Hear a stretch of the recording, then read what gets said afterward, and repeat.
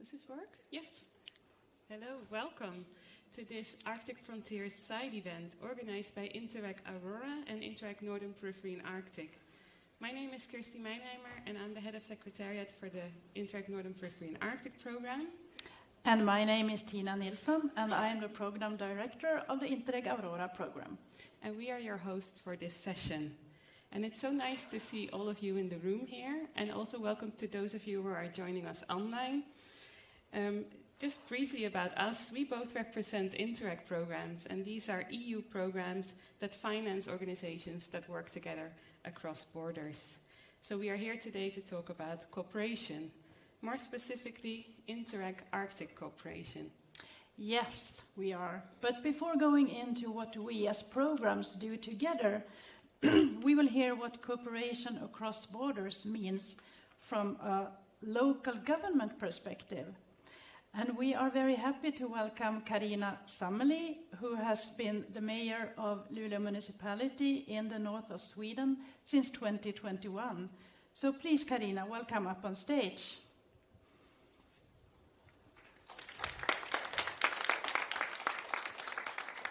Thank you very much. It's an honor to open this morning for all of you. And I will give you a short introduction to my life as the mayor up in the north of Sweden. I'm the mayor of Luleå, a city with about 80,000 inhabitants. That means that in the Arctic, we're quite a big city, actually, because most people live in smaller societies or smaller communities. But also, living up in the north, in the Arctic, we have challenges in another way than people see it. Basically, every time I read a policy or legislation in Sweden, I read it and then I think, is this made for us? Do they understand that we have big distances between us, that we have wasteland, that we have a quite harsh environment, that we see climate changes faster than the south of Sweden? Do they realize that we are not as many people living here? That the critical mass of people who will make inventions, who will be consumers, who will go to school, who will be teachers, they are not as many. Is this legislation applicable for us, or do we have to think again on how to do it in our city? And that is basically how you do it when you live up in the north, because you realize that many of the situations that we plan for in Sweden is not made for us. So we look at what the government wants to do, and then we start to interpret it. How can we use it? How can we make sure that we will do it in the right way? And often in Sweden, at least in Sweden, we look to the capital. We look down to the south. Many of our networks and how we try to solve problems has been between the north and the south. And also the conflicts has been between the north and the south. And then one day you open up your mind and realize that you can go somewhere else. And I go see, we have a very, very close cooperation with our friends in Oulu in Finland. And you realize that the mayors there, they have the same problems as I have. They talk about the same situation with growing distances, with big distances, with a population that is quite old. And the markets are quite far away from us, so even if you're an entrepreneur or want to do business, it's quite a distance to your market. And then you realize like, maybe I should talk to Finland's northern parts. And then you go to Tromsø and talk to Gunnar here, and you realize like, well, he basically has the same challenges that I have. So for me, it's usually better to talk to my colleagues, mayors of other northern cities, than talking to my colleagues within Sweden. And that is something I learned so much from. because they have the same situation. And that is one of the reasons where Luleå and I am part of the Arctic Mayors Forum, where we not only within the Europe, but also all over the Arctic, except in Russia, cooperate with mayors and cities across the north. I've been to Fairbanks, realizing that, yes, they have a different legislation, but yes, the challenges to run a city there is quite the same as I have. Also cooperating with cities in Iceland, in Greenland, and in other parts, you learn a lot. And in Sweden we have a saying, it says, you're not supposed to invent the wheel again. You know, if someone really already did the inventions, you should use them. That's how you make growth. That's how you make development. And that is what you actually need to leave your own city to do. Because if you only look at what you already know, then there is no development. And then you will try to solve your problems without the knowledge other people and other organizations have. So that is basically what I am trying to do with cooperating with other cities. And the Arctic Mayors Forum is one of our great closest friends every time we look at international cooperation. But for Luleå, our focus is actually three. We focus on the close area. That's basically the north of Sweden, Finland, and Norway. We focus on the Arctic, and then we focus on the European arena. Because the European Union is affecting us almost as much as my own government. So we need to be a part of that cooperation as well.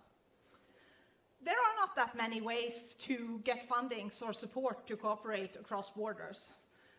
Every government is quite good to make sure that you cooperate within your city. To compare with other Swedish cities, there are databases, there are networks, I can have basically everything I need if I want to look inside Sweden. But if I want to cooperate with someone on the other side, it's more difficult to find those friends. And you have to do quite a job yourself. So every time I run into someone who actually has money and funding and support to give for something to cooperate across borders, we try to use it as much as we can. And there are not as many, I must say. We are cooperating with the EU in the Arctic Urban and Regional Cooperation, the AURUC, they launched last year here. But apart from that, the Interreg problems are basically the only one we can use for this. And we do use them. And we use them where the market is too far away and our critical mass of people are not enough. Where we need to look at others in the same situation to try to find solutions that are compatible for us in our nature and in our environment. I would like to mention a few of our projects that we are in and are supporting. One of them is Threads, that is about reusing clothes, textiles, where our company, who is using our waste management company actually, because we asked them to do the reuse part of our cooperation in the municipality, where they needed to learn from others and send old textiles down to Europe or worse, down to Africa or South America or where they go today. That is not sustainable, and we want to make sure that we can reuse and renew textiles in a better way. So Threads is one of our cooperations where we are very into cooperating and learning from other cities, especially up in the north with the same distances. We are also working with the tourism sector, the Arctic European Tourist Cluster, but also the new project we started just years ago, the Botnian Coastal Route. It's too early for speaking English for me, I'm sorry. We're cooperating with the other coastal cities around the Botnian Arc to make sure that we work with sustainable tourism, but also we'll be able to show our nature, because we have a very specific coastal nature up in the north of Sweden and Finland. Many people think we only have the mountains and a lot of snow, but we actually have wonderful summers. And we needed to cooperate both with the marketing, international marketing, but also learning from each other. How can this be sustainable? How can it create growth possibilities to work in this sector in our cities, all from Umeå to Vasa on the Finnish side? We also cooperate in the Arctic Music Circle. Music, concerts, culture, be able to live with culture is important for every city. And that is basically, in bigger cities, you live out of many people coming to watch and pay for what you do. And if you live up in the north, where there are bigger distances, it's quite difficult actually to live out of culture. That is a challenge we see in Luleå very, very much, but it's also the problems we see in the other northern cities and other northern countries. We need to cooperate and learn from each other to make sure that culture will be an important part of our societies also in the future, and that you can be the best, but you can still live in Tromsø or in Luleå or in Oulu, because that is basically the life we would like people to have in our cities. And I would also like to mention Accent, that we just started up this year actually, and focusing on younger people, because making them live, making them have a good life up in the north will be important. Because when I talk to my colleagues all around the north, we have one big challenge together, and that is our youth moving somewhere else. They move somewhere else, sometimes to get an education or to have a fun travel or life, but many of them stay down south. And we need actually to change that. We need it to be a part of every people in the Nordics, basically, to not only go to the capital a few years of their life, but to go up north a few years of their life, to see what kind of wonderful life you can have in our cities. But then we need to let the young people be entrepreneurs, have businesses, be a normal and important part of our societies. So I hope I gave you a little input about what it's about to be a mayor up in the north, and the important to cooperate and the important to get the support and learn from others, because I don't really have the time to invent the wheel every time I have a problem. I need to look at my friends and learn from them. Thank you very much.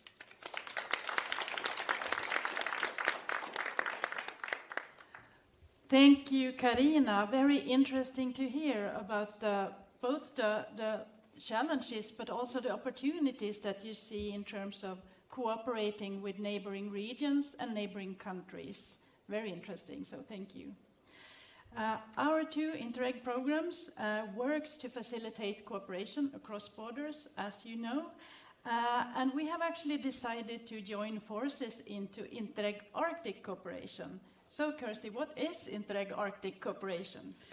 So this is a cooperation, a program collaboration, in fact, between two Interreg programs. So Interreg Northern Peripheral Arctic, Interreg Aurora, and Interreg Aurora is a cross-border program, and Interreg Northern Peripheral Arctic is a transnational program. And these programs have a number of overlaps in terms of geography and content, but also similar stakeholders. And both programs contribute to regional development in the Arctic. So Tina, when we're talking about the Interreg Arctic Cooperation, which geographical area are we talking about? Yes, well, since the cooperation is a joint initiative of our two programs, the area covers basically the whole program areas of both programs, as seen on the map here. Some parts of the area is clearly Arctic, while other parts of the area is what we call near Arctic areas. But Kirsty, this is not a new thing. When was the Interreg Arctic Cooperation created? So the cooperation started in 2016, and it was mandated by the EU Arctic policy, where both programs, in fact, are recognized for offering support to sustainable development in the Arctic. And at the time, the cooperation was a wider network of 5 EU cooperation programs. It was Interreg Northern Peripheral Arctic, Interreg Nord, Interreg Botnia Atlantica, Colarctic CBC, and Karelia CBC. But since 2023, it is a smaller cooperation between the two of us. And in fact, here on the picture, you can see one of our previous joint activities, the Arctic Project Awards. And this shows one of the winners in 2019 from the project Our Stories. This was an Interreg Nord project. So, Tina, why have our programs decided to launch the Interreg Arctic Cooperation? Well, we do see that a lot of fruitful cooperation is already going on between actors within our programs. And since the programs, as you mentioned, Kirsty, have a lot in common in terms of content and also priorities, the Interreg Arctic Cooperation is expected to enhance the results of both programs. So the cooperation is designed to enhance visibility, to improve coordination, and also create synergies that our programs couldn't achieve on their own. But more specifically, Kirsty, what can Interreg Arctic Cooperation do for actors in our program areas? Well, the Interreg Arctic Cooperation aims to share best practices, to pool resources, and to connect stakeholders for more effective collaboration in Arctic regions and communities. And for 2025, the main joint activity is a clustering call for stakeholders in our respective areas, which aims to build on synergies between our projects and enhance their results. There have been clustering calls in the past, funded by the Interreg Northern Periphery and Arctic, but now both programs will fund clustering projects. So, Tina, maybe you can say something about how organizations can benefit from clustering projects. Yes, well, for example, to make new connections with like-minded stakeholders, also to learn from each other, build joint knowledge, and also share results to a wider target audience. Also, we see that a clustering project could be a stepping stone for future cooperation and funding opportunities. So now it's time for the official launch of the Arctic Clustering Call process. The journey starts here, and we will organize a series of events during the spring. And we really hope that you will take this opportunity to benefit from the Interreg Arctic Cooperation platform, which is a unique opportunity. And our colleagues Christopher and Ian will now share some information about the cluster call that might be good to know for you. So please, Christopher and Ian.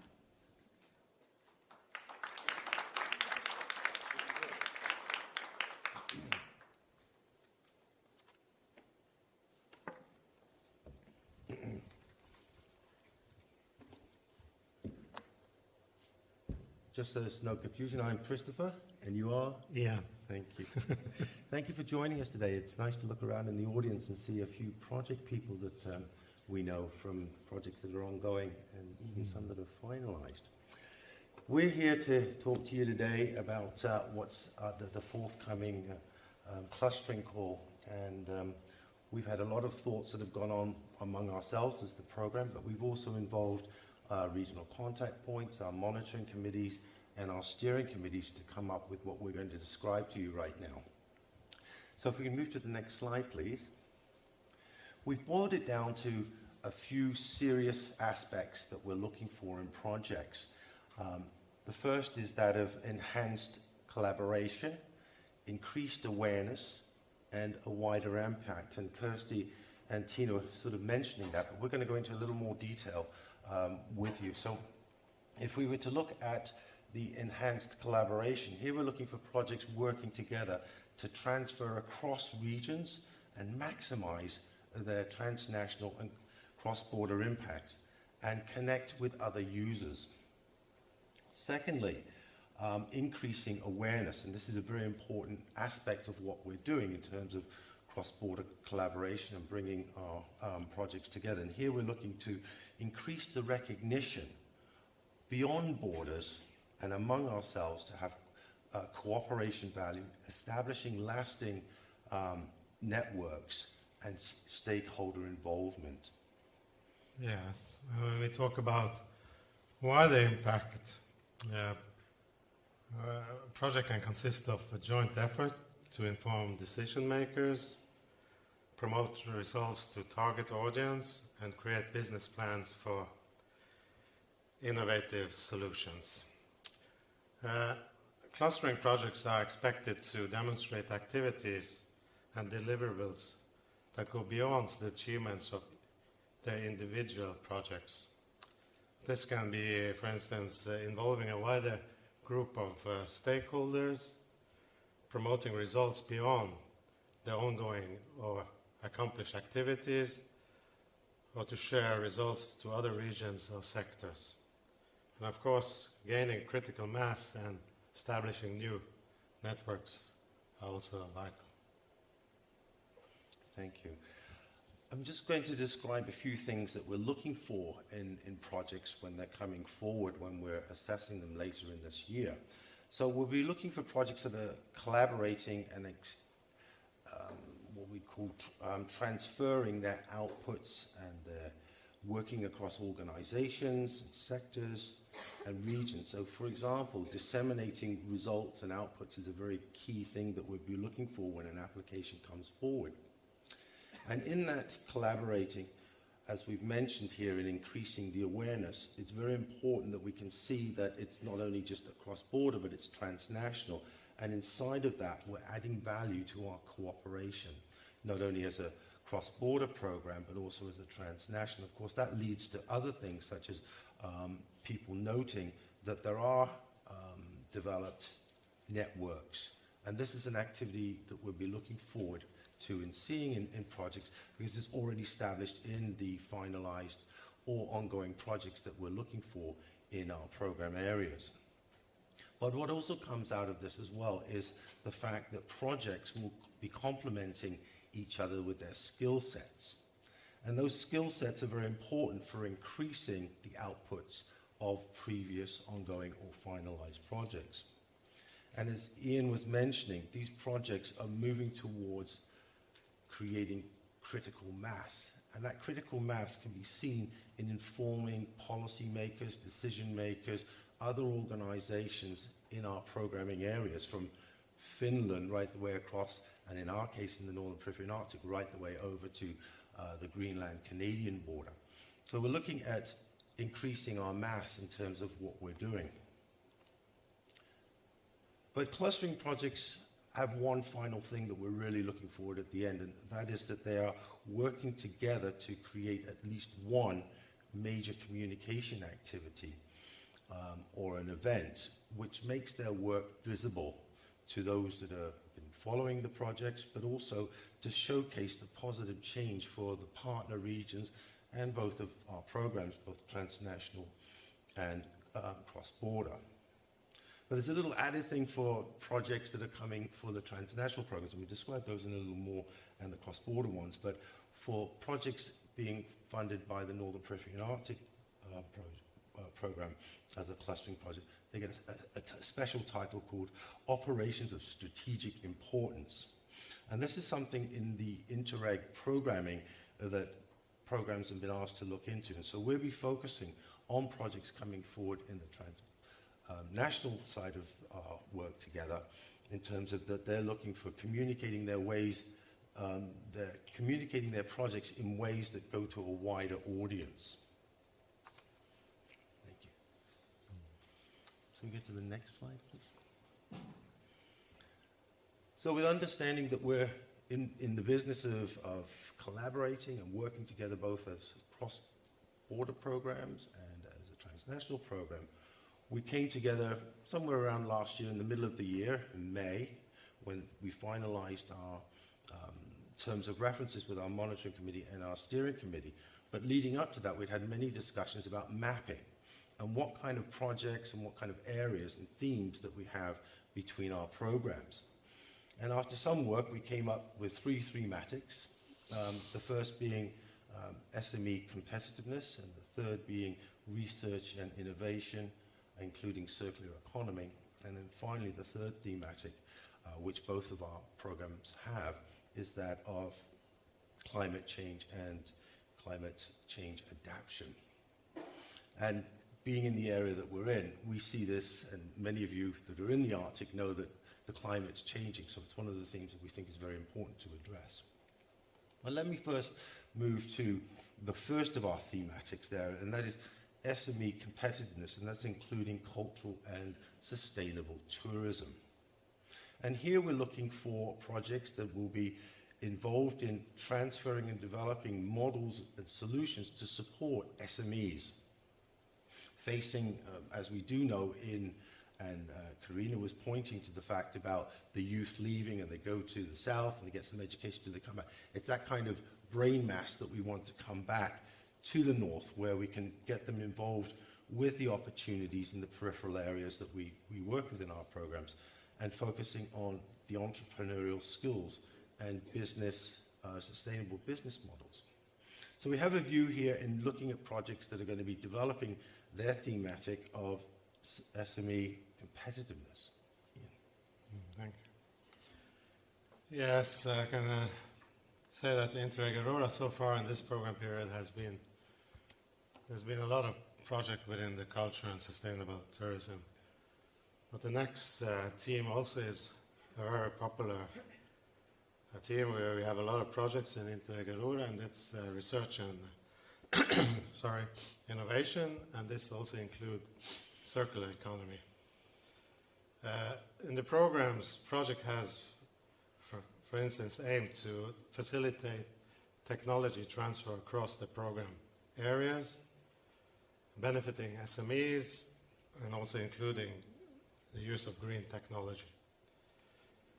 The project has identified the opportunities based on the strength in the program areas, supported by research and innovation.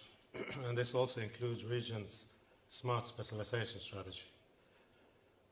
An example here can be like we have the construction industry where there's a lot of waste and side waste, and they have used this waste to, for example, develop new products.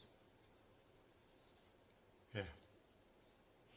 Our third theme is that of climate change and climate adaptation. And this is including nature protection and diversity, which is a very wide area for both of our programs to capture ongoing projects and some finalized projects, where we'll be looking for those projects to be thinking about transferring the development of solutions that they've had in their projects and taking them to the next level, where we're looking for them to facilitate the use of their solutions or their models that they have for the use in community, moving it forward to build up community knowledge and local capacity for climate change adaptation. So what may be happening in Finland could be an idea that could be used in Finland. And it's that whole sharing of ideas that we're looking for here to build capacity that will then result in being able to adapt to the climate change, be able to have some views on risk prevention, disaster resilience, and of course in our sparsely populated areas, some of these events that we see happen can be very hard and very quick. And so preparation is a very important aspect that we're looking forward to seeing in applications coming forward. So these are our three themes that we're going to be supporting in the clustering call.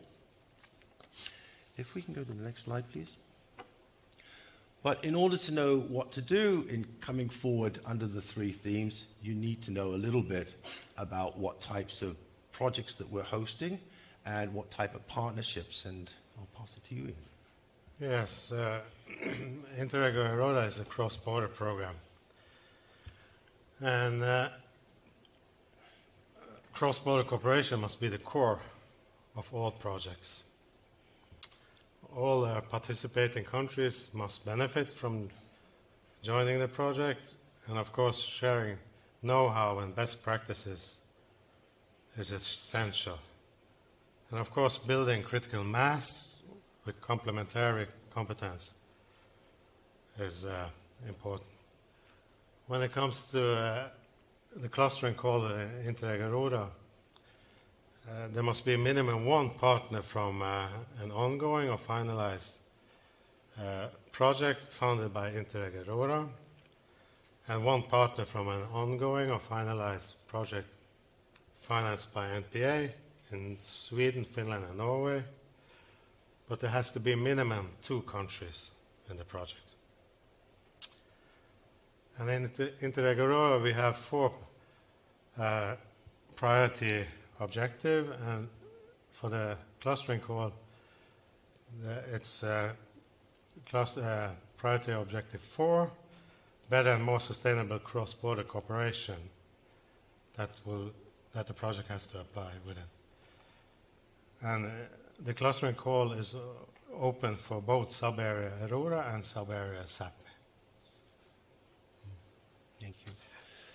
As Ian was mentioning, the cross-border element is a very important part. Now, the transnational part, we will be taking partners all the way from Finland to Greenland.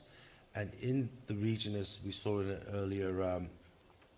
earlier slide, we have both Arctic and near Arctic. And for us, near Arctic is Ireland for us. The other countries have definitely a northern border that is in the Arctic Circle or close to it.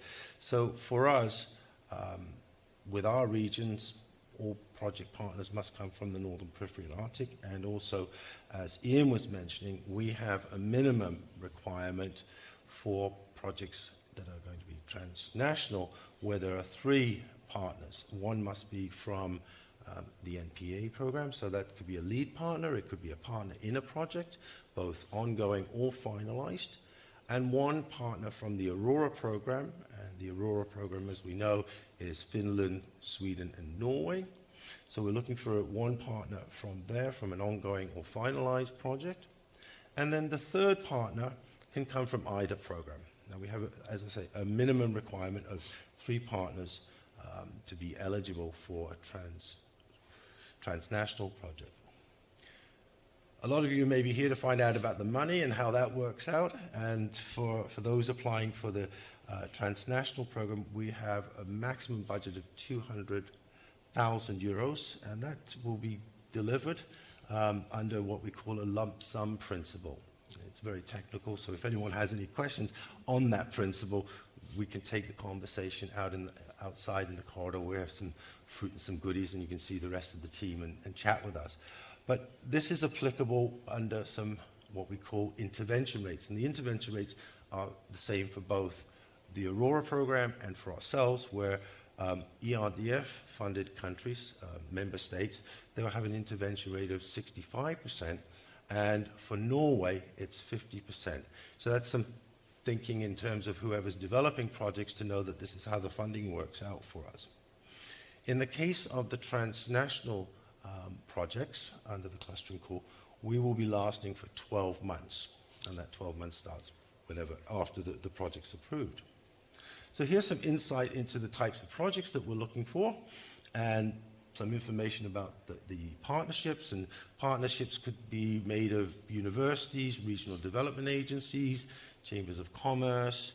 There's a whole host of partners that are coming from both ongoing and finalized projects. So we'll be keeping an eye to those, and to help you in developing your project, we have a couple of things already in mind.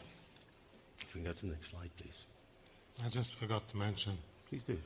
The project period on the Interreg Aurora is 6 to 12 months, and as you can see, we have less funding, 60,000 euro, and that's 20,000 per country. Thank you. We've had we've worked among ourselves, not only leading to today and getting to today, we've had lots of conversations about leading forward too. So after today and the launching of this call, we're going to be having our first introductory seminar, or webinar, sorry. Details of how to register for that are on our websites, on both the Aurora website and the NPA website. So please, if you are interested in joining us, you're welcome to register for that. It's an afternoon event. I think it starts at 1 o'clock till 2 o'clock, and in that we'll be highlighting some of the more technical aspects of what we've been mentioning here today. But leading after that, we're coming together in Ireland, in Cork, to have what we're calling a partner search event. And this is where for people that have registered on our websites for this event, you're going to be joining us in Cork. We've got a full day of activities to bring thematics together, to bring people together, different project ideas together, to meet and start to move forward. Which then takes us after the March event in Cork, or the partner search event that we're hosting, to then lead into some of the help that we're going to be giving from both programs, where we'll have some webinars on the thematics.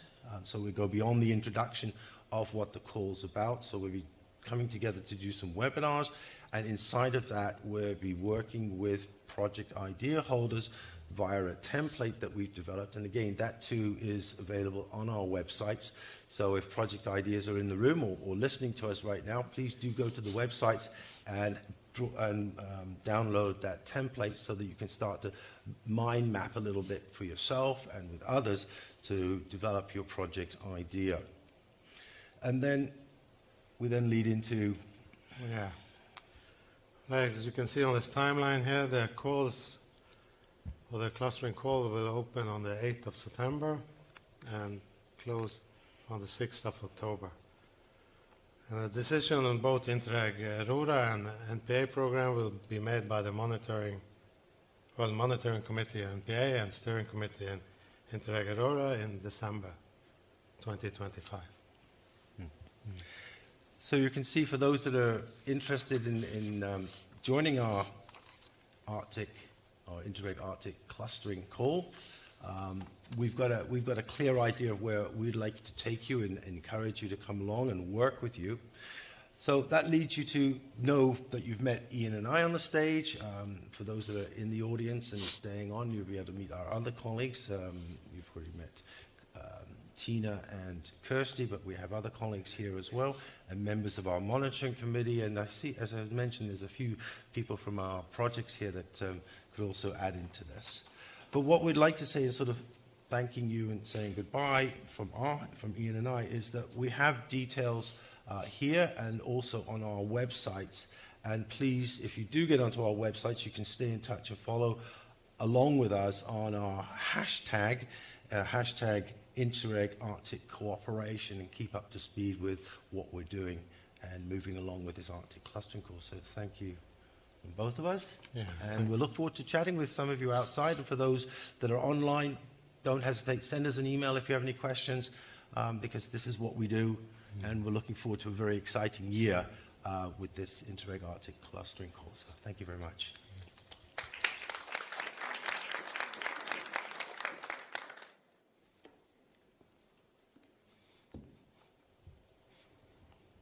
Thank you very much, Christopher and Ian, for providing us with more details about the clustering call. Now it's time to go a little bit deeper into this. We have a panel discussion ahead of us, and the purpose of this panel discussion is to reflect on past experiences with clustering and also to explore inspiring ideas for future clustering calls. Or clustering projects, and we will also focus on trends within the different sectors that could benefit from such collaborations. So could I please invite the panelists for this session onto the stage? Yes, please. Go ahead. The panelists are all project actors from both programs, and we will introduce them in more detail in a minute. Yes, please go ahead, Katrina. And we will hear from them in 2 rounds. And I would also like to introduce my co-moderator for this session, Ms. Lisbeth Nylund. She is the Director for High North Regional Development in the Ministry of Local Government and Regional Development in Norway.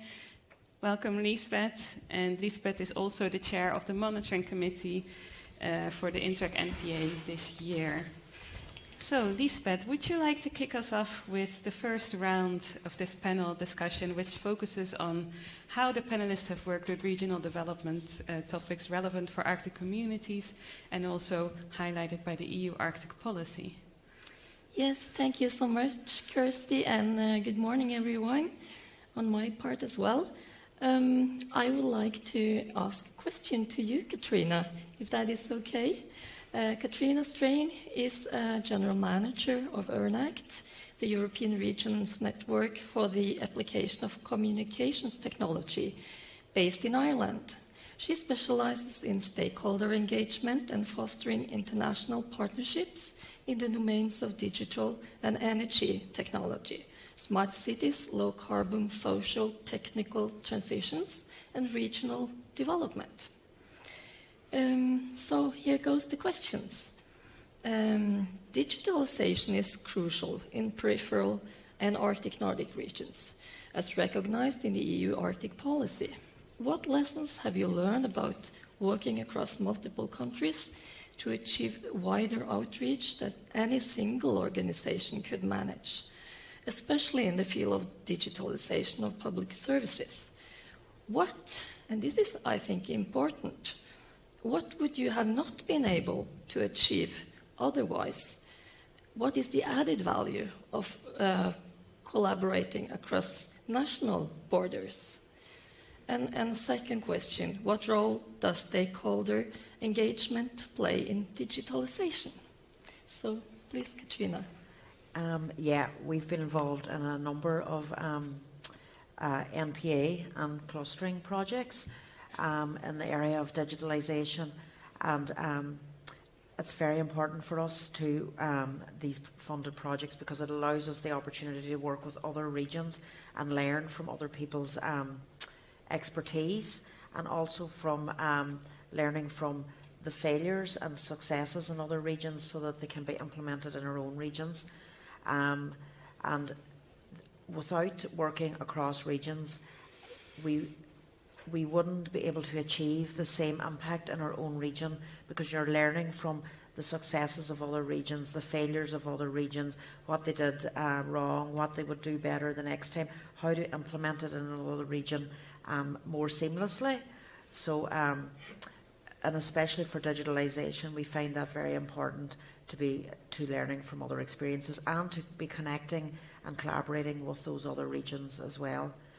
And the second question, was that on stakeholder engagement? Yeah, what role does stakeholder? Yeah. So it's very important. Stakeholders, it's very important to engage with the stakeholders in these projects, especially in digitalization and all, because when you're working with stakeholders, you're addressing real live and real world needs. So you're actually working with the end users, like the citizens, the businesses, the local communities and all. And so you're not just developing a service that you think will help that region, you're actually working with the people who are going to use that service. So that's very important. And you're also, in working with those stakeholders, you're co-creating the service and you're learning from them as well. So they may know things from the regions and from the local perspective that you're not aware of. So you're actually learning from their expertise as well, and that's very important. And particularly in energy projects, it's very important to engage the stakeholders because like smart energy and renewable energy and all, there's a big behavioural change that is also needed, as well as implementing the service or the technology. It also requires like a sort of a shift in how people perceive and look at things, and a behavioural change. So if you're working with the stakeholders from the very beginning and continuously through the development, then you're helping to address that, and you're gaining more acceptance as well of the technology or the service that you're developing. Yeah. Thank you so much. And then over to you, Kirsty. Yes, I would like to introduce the next two panelists, in fact. Dr. Tarja Kupiainen, she's a principal lecturer in tourism and hospitality management at Karelia University of Applied Sciences in Finland, and she holds a PhD in cultural studies, and she's also an expert in tourism education and sustainability. And Dr. Kupiainen has contributed to several EU-funded projects, focusing on curricular development and stakeholder collaboration. And Tarja represents the lead partner organization in the Interreg NPA project, GLOW 2.0. And sitting next to Tarja is David Johansson, who represents the Icelandic partner in GLOW 2.0, and he's from the Federation of Regional Authorities in Northwestern Iceland. He's a business consultant on tourism issues for this federation, and he's working on cooperation projects and also scouting for new opportunities for the area. He has a background in business administration with a tourism focus, and he has for several years held a leadership role at Visit Iceland in Germany. So, Tarja and David, as you know very well, tourism in the Arctic and near Arctic regions requires balancing environmental, social, and economic sustainability. Your project focuses on the opportunity of dark skies tourism, whilst also raising awareness about light pollution and reducing energy consumption. How does your participation in GLOW 2.0 bring value to your regions? For example, how is one country benefiting from another country in the partnership and vice versa? And what could you not have been able to do if you were only working in a Finnish or Icelandic project? I think for us, cooperation like this is very vital. I mean, we are a small region, so person-wise, and of course, when it comes to learning from others, and you are you are just learning from your fellow colleagues, domestic, this brings very new and important insights for us to when it comes to things that we have maybe not so nationwide been that deep into, and when we, for example, started to look around with material in Iceland around dark skies, light pollution, and so on.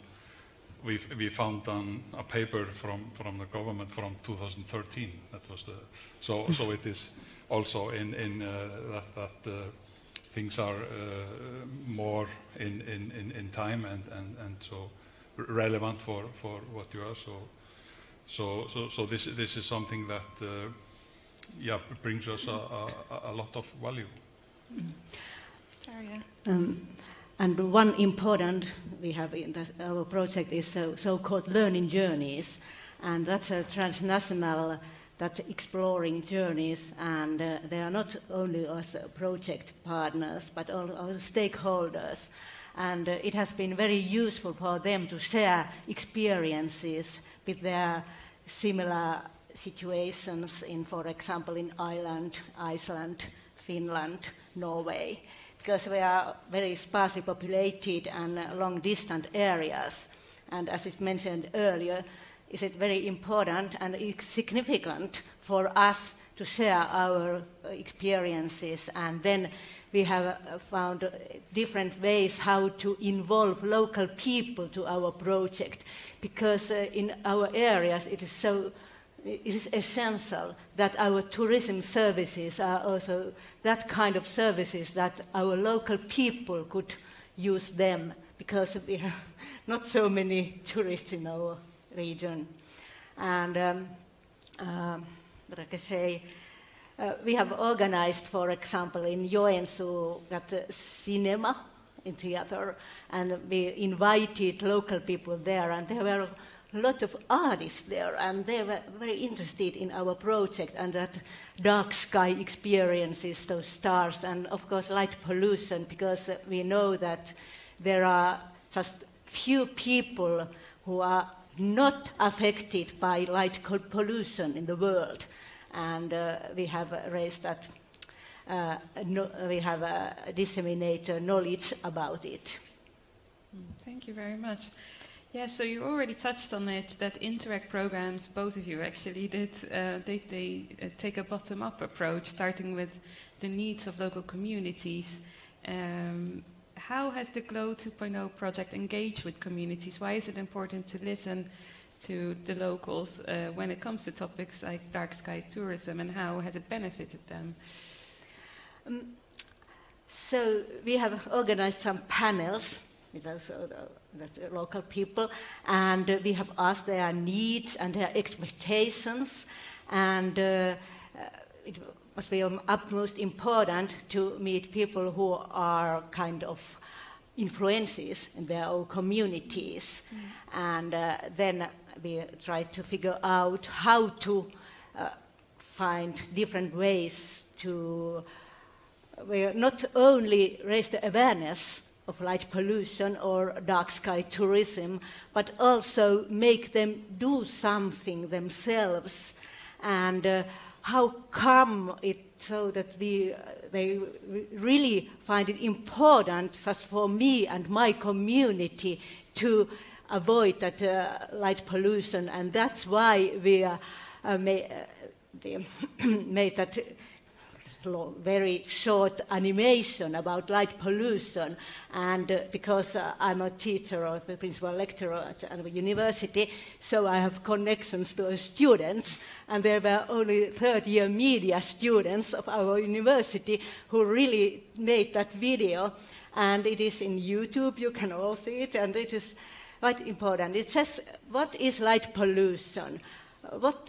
How come, what are those effects of light pollution? It's not only plants or animals, but also us people.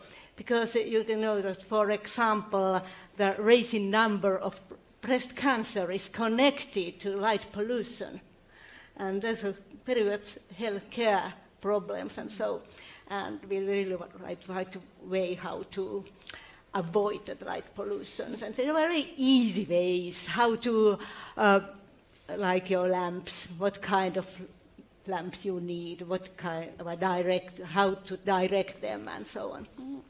Very good. Steve? Yeah, I think it was in this project very important that we are, so to say, picking them up, so the people on a very basic thing, darkness, and we have a lot of it, believe me, and for them just to, and when it came to the tourism-related things with darkness, first and only thing more or less was Northern Lights, and when it was rolled up and they see with opportunities, so regarding so stargazing and a lot of things related to what you can do when you have a proper darkness, and that you can offer it as an attraction for your guest. That was something, so to say, where that we really had to begin from scratch with things. And of course you can put added value for ordinary tourism activities when you move them to do it in the darkness. For example, swimming, rowing, canoeing, fishing, and so on. Very interesting, and I can also recommend the YouTube video, the animation. It's very good.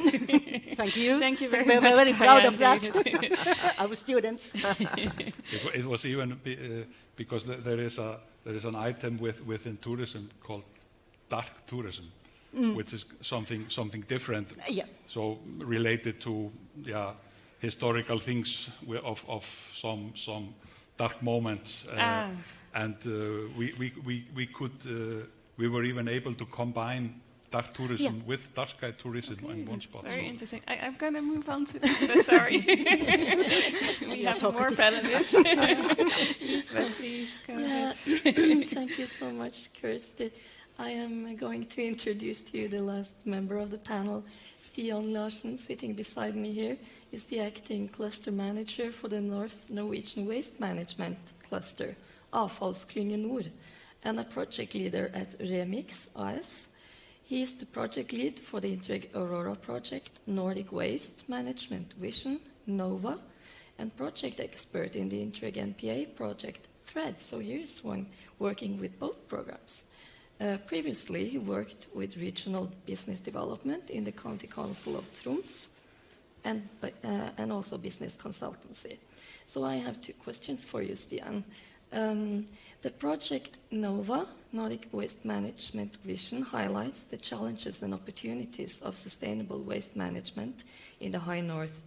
If you could please tell us a little bit more about the new collaborative initiative, the Arctic Waste Forum, which welcome all waste businesses stakeholders from across the three countries, Norway, Sweden, and Finland.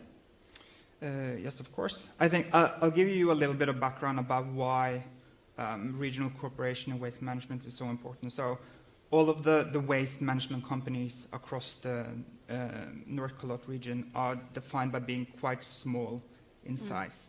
So the volume of waste is quite low, but the regulatory framework still impacts the companies the same way if it was bigger, which means that the cost of operation is quite higher compared to more centralized waste management companies. So what the Waste Council or Forum tried to do is to take down these hinders of collaboration.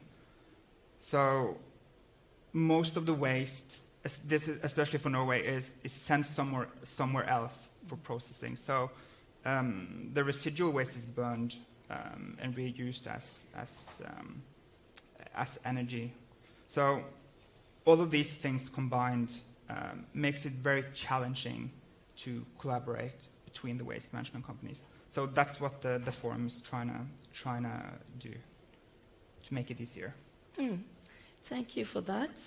And second question is more, why is it important for your organization, Remix Miljöpark AS, to participate in Interreg projects?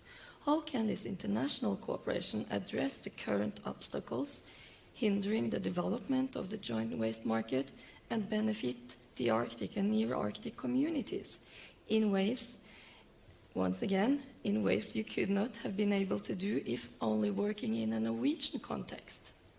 Yeah, so a lot of the Norwegian companies are, again, quite small. So there's 3 big waste management companies in the north. So the main reason to do these type of projects is to share best practices and actually put focus on the challenges for the companies. So both on the Norwegian side and the Finnish and the Swedish side, just sharing our experiences in collaboration has been a huge value and benefit for Remix. And I think that this type of project organization, we will probably continue to do that because the value is quite high compared to the amount of effort that you put into it. So very good. And I think also that one of the main reasons is that economies of scale is quite hard to achieve alone. So if we want to have a regional waste market, it's a no-brainer to collaborate. Yeah. Thank you so much for that. And then over to you, Kirsty. Yes, now we would like to go in the second round a little bit deeper into the opportunities of clustering projects. So we want to focus on how projects can benefit from synergies and achieve a larger impact by working together across programs, which is not the normal way of doing things, I can say. I would like to start with you, Katrina. You have experience with Arctic clustering projects from the previous program period, funded by the Interreg NPA, such as Arctic PACER, the Arctic Public Services Innovation Cluster, and besides Interreg NPA, these cluster projects also involve projects from previous programs, Interreg Nord, Interreg Botnia Atlantica, and Colarctic CBC. Do you have any advice for future clustering initiatives based on your experience, how to make the most out of this cooperation? Yeah, as you said, we've been involved in 2 clustering projects, Arctic PACER, which kind of focused on e-government services and that, and then also Arctic Cluster, the other one, which focused more on kind of smart energy and renewable energy and energy efficiency. So my advice would be to use the timeline that Christopher laid out about the terms of reference, the event that's going to be in Cork, where you can meet and a partner search, also to use the MPA and Interreg or your expertise as well to get other projects that in the other programs that are quite similar to your own projects.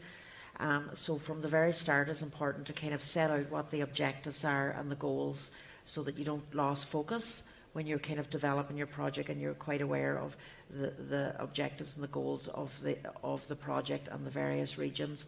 And then also to ensure that you involve projects from the other programs that align with your own project, so that, because obviously if they don't align, then it's very difficult to kind of increase the impact and the transnational collaboration. So that would be my advice at the start, to set out your objectives, what do you want to achieve, and then also to use the event in Cork and the webinar and the other events to try and do a partner search and access other projects that are quite similar to yourself. Yeah.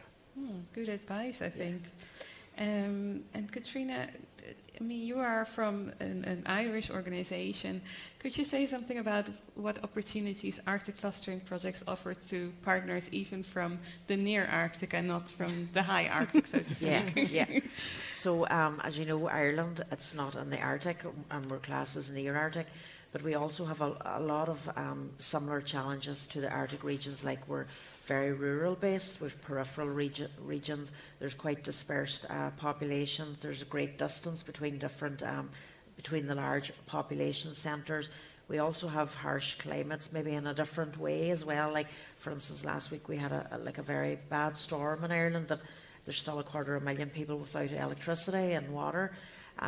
So we have a lot of similar challenges. We have a lot of, again, accessing health services because of dispersed and rural populations and ageing populations as well. So the challenges are quite similar in the near Arctic, and it's been very beneficial for us to be able to work in the MPA and in clustering projects, both to learn from things that are happening in the Arctic regions, and also to transfer knowledge from our region to the Arctic regions as well. So we find it very valuable. The connections is like the connections. It's very hard to put a value on the actual connections that you make from working in these projects, because they last for years, well beyond the project. And if you have problems like going forward, or you want to be involved in another project, you can contact those connections, or you can ring them up and say, we've this problem, and I know that you were doing this, you told me when we were working in that project, and can you help? And also the connections are like, they're like really, really important. Yeah. So you would recommend going for it? Yes, yeah, Very definitely. good. Yeah, we've had great experience from this. Yeah. Very good. Thank you very much. Lisbeth. Thank you. Now here comes another question to you, Stian, and that is, besides leading the NOVA project, Remix is also currently a project partner in the Interreg NPA project THREADS, which aim to create better ways of collecting and sorting textile waste, and that is a huge challenge. Based on your experiences from both programs, hypothetically, do you see opportunities in clustering between similar projects across programs in the future? Yes, absolutely, and it happens naturally already. So, as mentioned earlier, some of the companies have the same challenges, but also the same opportunities. So, when it comes to textile waste, just recently, the municipalities are now obliged to collect textile waste. So it's relatively new for Norway, but the Finnish have done this for quite some time and have made a lot of both good and bad experiences in terms of both collecting and recycling. So it's very high value for us to do that. And I think clustering project like this with different partners from different industries is very valuable.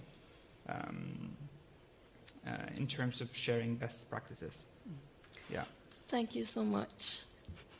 Kirsty? Yes, and then to Tarja and David.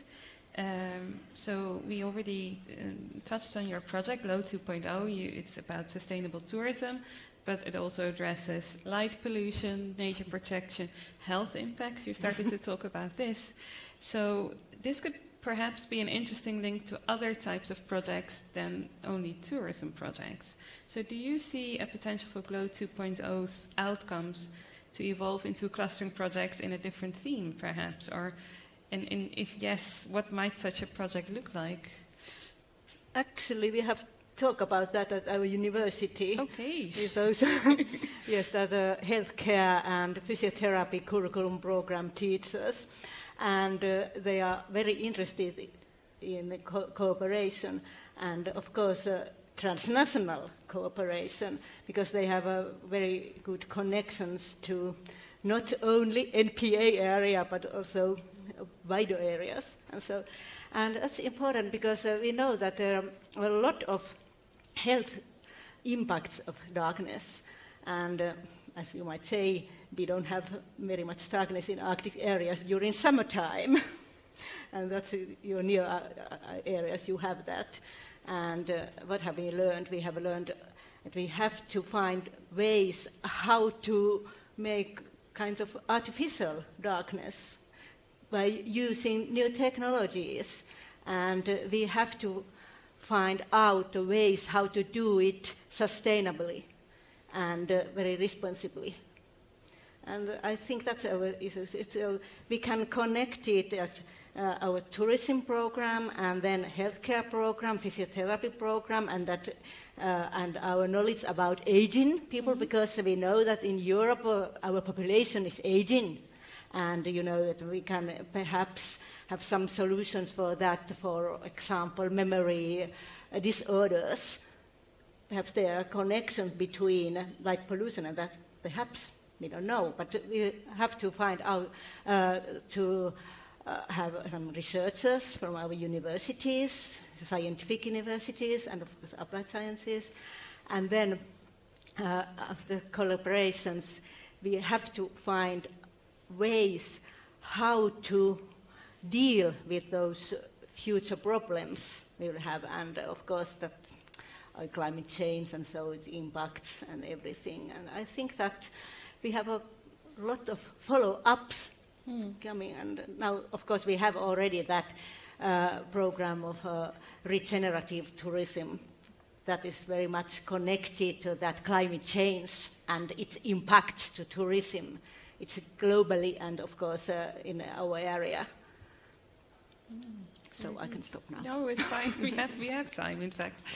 David, do you have any thoughts on this?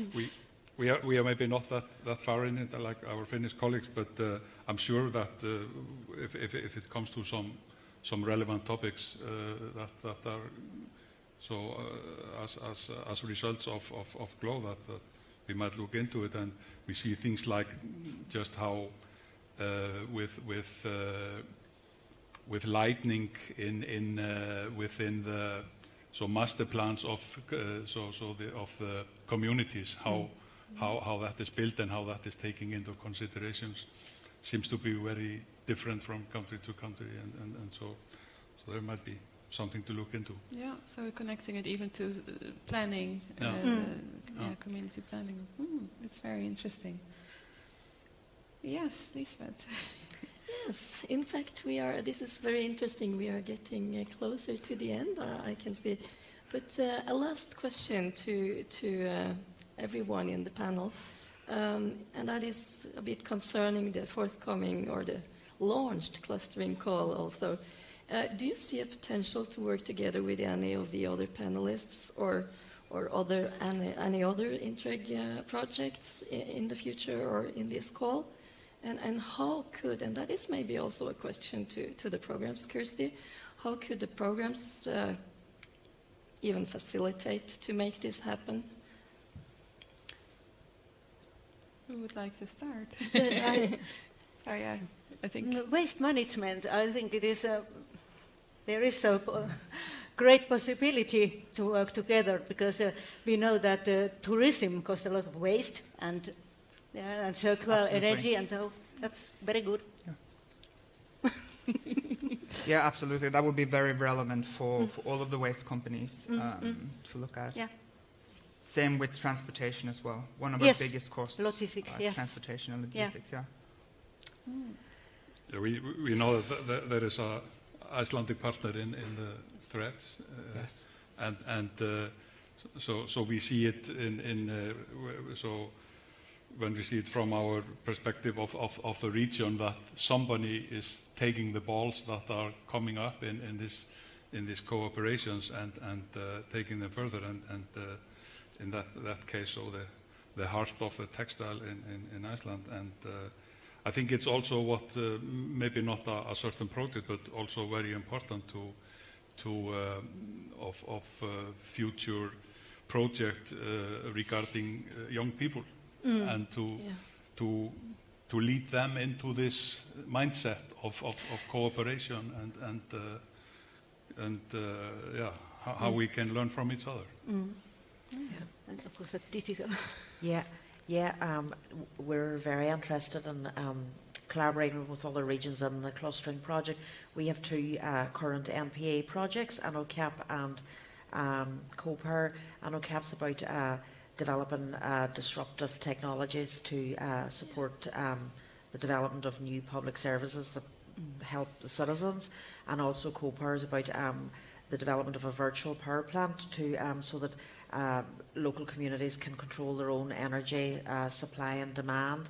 So we're very interested in working with other regions in the Aurora programme and all to develop a clustering project in that call as well. So and because we've worked in 2 previous clustering projects, like I seen firsthand the value that it brings, and working with other regions and being able to scale up services that you've developed in another project and transferring them to other regions and increasing the impact of those services as well across the whole of the Arctic and near Arctic regions.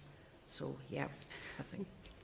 And maybe more on the second question that Lisbeth was asking, how can the programs help to facilitate this? How can we support you to make that happen? Yeah. Well, for us, from previous experience, one of the most difficult things that we found was finding other projects that are similar to ourselves in the other programs. Because when you're working on like one particular, like I'm quite familiar with the MPA program, but then when you're trying to access partners in the Aurora program, it's more difficult to get projects that are similar to you, but then also to get in contact with people that are working on those projects as well, because they're not familiar with you. So I think like the partner searches and those kinds of things. So the one in Cork will be very important, but also maybe online partner searches as well, or something that allows both programs and the projects to get closer to each other. Yeah.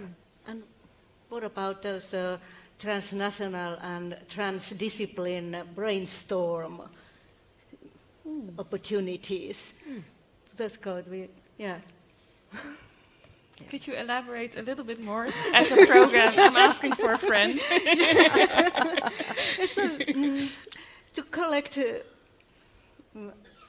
To collect experts and locals and with different mindsets and from different disciplines and from different countries in that Arctic and near-Arctic areas, and to collect them together and make them feel very...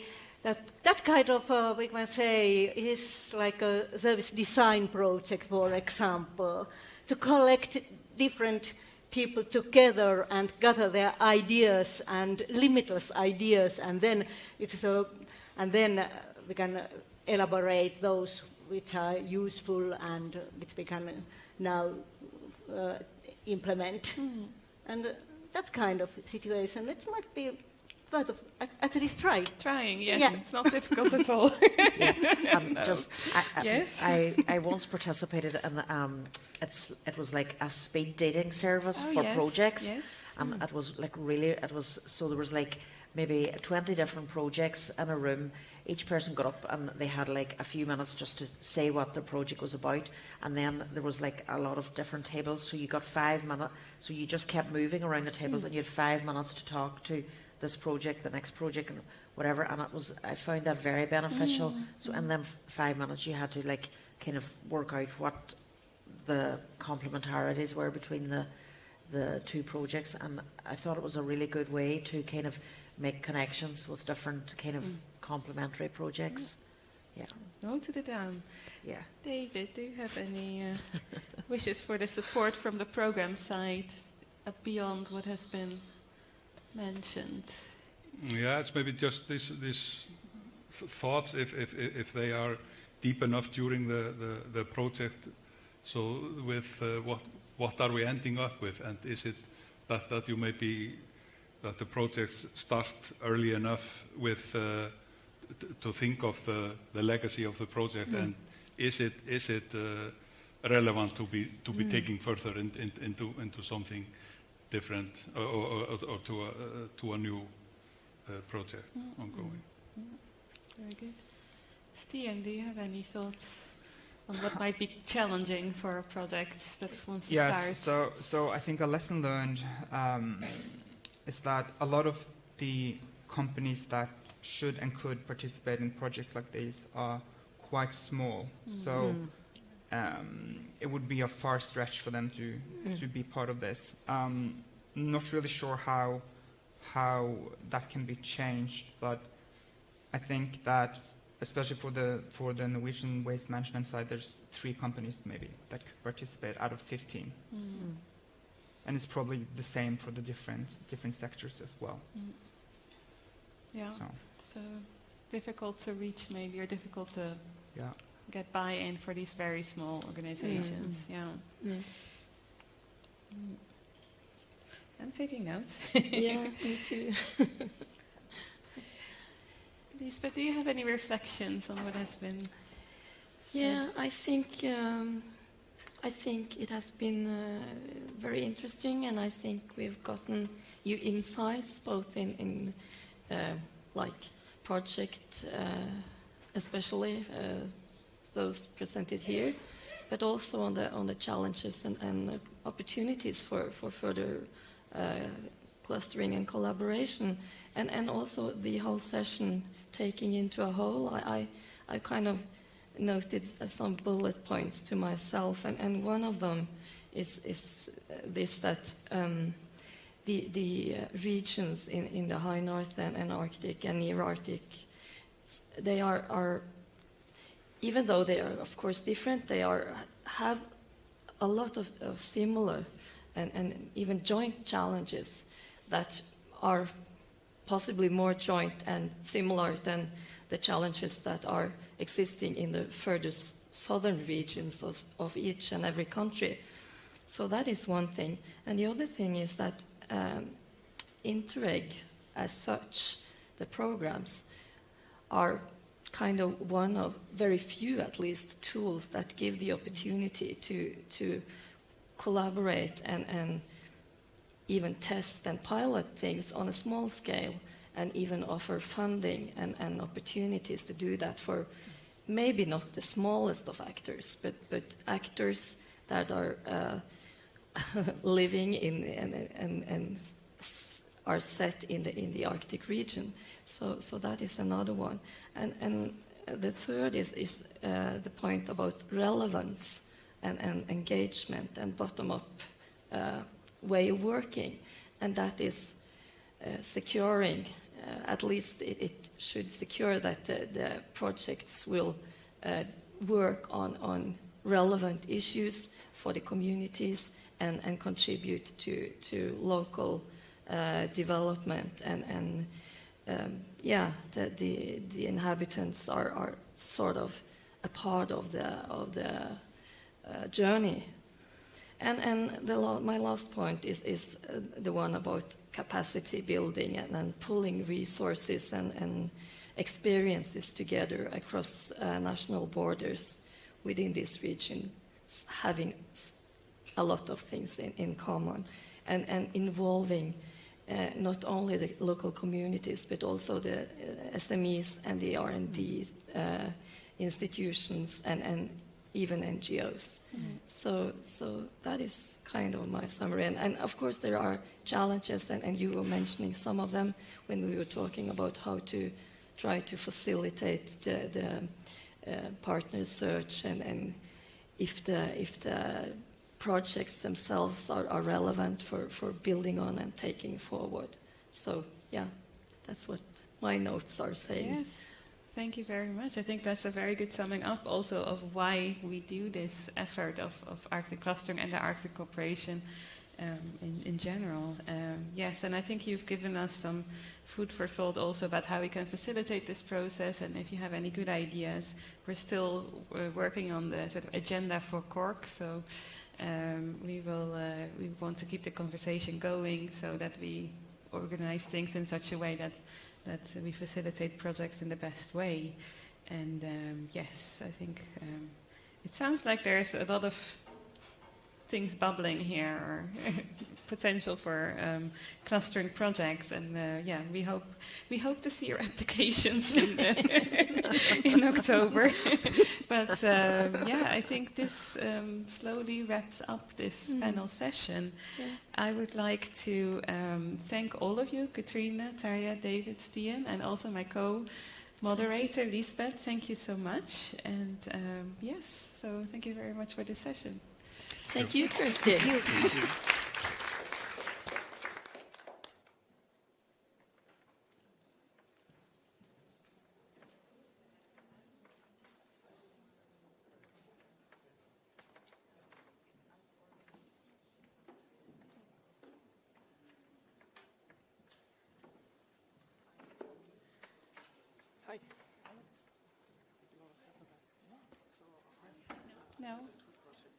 for the mic.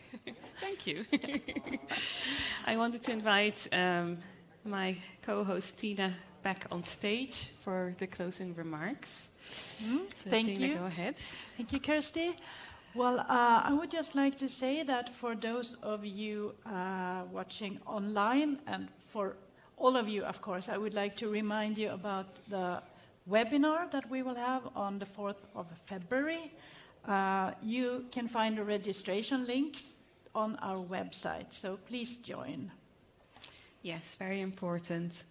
And for those of you in the room, you're welcome to join us just outside this room in this little pre-lobby that we have, where you can find us and also our colleagues, and we can continue the conversation and answer any questions you may have about the cluster and call. And I think that sort of wraps it up a little bit early, but I think this was a very fruitful session. So thank you all for joining us here in the room and online, and goodbye. Thank you.